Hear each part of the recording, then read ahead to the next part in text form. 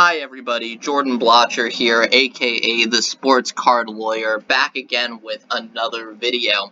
Now today I'm going to be talking to you about how you can increase the value of your collection buying sealed wax from your local card shop. Now, I know what you're thinking, how can I possibly make any money buying from my local card shop? They're running a brick and mortar establishment, they have expenses, and because they have expenses, they're going to be marking everything up dramatically. You're never going to be able to get a good deal. They're preying on people who just want to have something to rip open and don't want to deal with shipping through the mail, and so you're not going to be able to get wax unless you're willing to pay an exorbitant markup. But that is actually not true.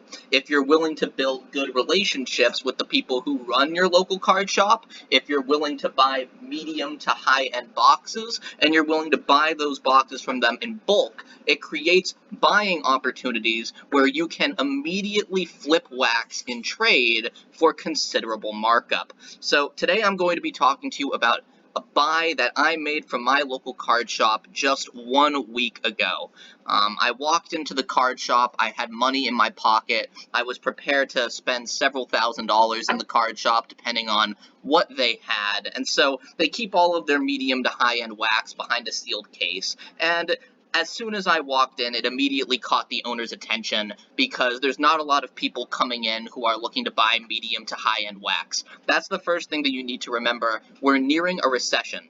And so if you have money to spend on high-end wax, that makes you a very interesting customer to the owner of your LCS, because most people are coming in, they're spending $50 to $100. You come in with several $1,000s in your pocket and you start looking at the high-end product and asking questions about the high-end product, they are immediately interested in you and they do not want you walking out the door. A lot of their sealed wax sits on the shelf for a long time. A few weeks ago, I noticed that a National Treasures 2021 hobby box had been sitting on the shelf for weeks in my LCS, and so I was able to haggle and negotiate a great price because that $3,300 box of cards was just sitting on the shelf for a very long time, and they're running a brick and mortar establishment. They want to make sales, especially if you're paying cash, because cash is always king.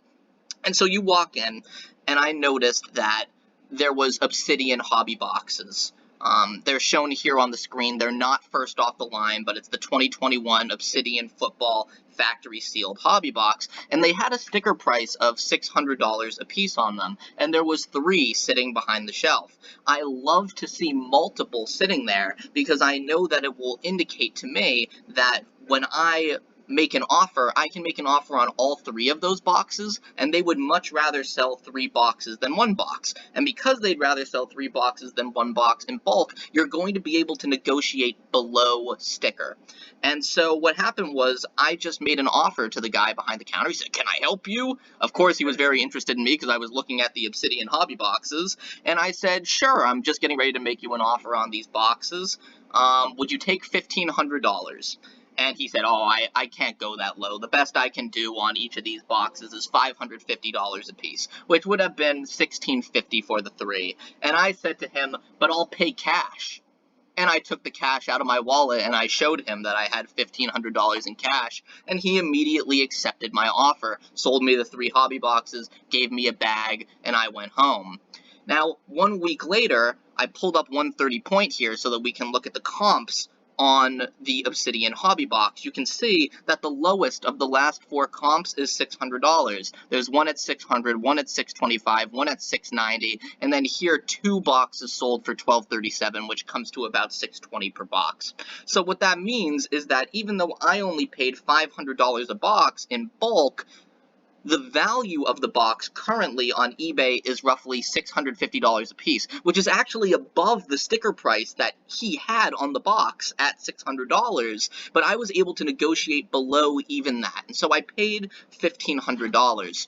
But now here's the question, what do I do? Because I don't really want to open this wax. I'm certainly not going to open it. I don't like gambling. That's not what this channel is about. I didn't buy wax in order to rip it and hope to get, 25% of my money back. That's not the game that I'm playing. My interest is in converting that wax into something worth more than the $1,500 I spent. And because I was willing to buy those 3 boxes, and because I was able to negotiate the price down, my exposure is only $1,500, but I should have absolutely no difficulty getting $650 in trade for each of these boxes. In fact, it's possible that I could even get $675 in trade for each of these boxes. So if we assume on the low end that I'm able to get $650 in trade, I really do think I can get higher. I really think I can get $675, but we'll be conservative and say that I can get $650 in trade for each of these boxes. That comes to $1,950 in value.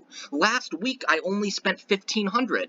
I spent $1,500 last week, and already I'm confident that 1 week later, I can get $1,950, which is a 33% increase in the value of the money that I spent. I can get in trade right now. So I can get a card, a single, worth roughly $2,000 for the $1,500 that I spent. And so what would I do? I would go through the Market Movers Pro tool, and I would find a card trading below its trend line. I would look for a card that's selling at $1,950, but which has a trend line of about $2,800 or $2,900. And then before you know it, when you trade these 3 boxes for that card, a couple months down the road, I might be able to move the card that I traded for at $2,900. And so I would have spent $1,500, and over the course of 2 trades, I would have nearly doubled the value of my investment just because I was willing to go into my LCS and haggle. And the more deals you make with your LCS like this, the more they're going to be willing to work with you, the better prices they'll give you on wax, especially when you're buying bulk. And so do not sleep on your LCS. Look for opportunities to buy wax from them.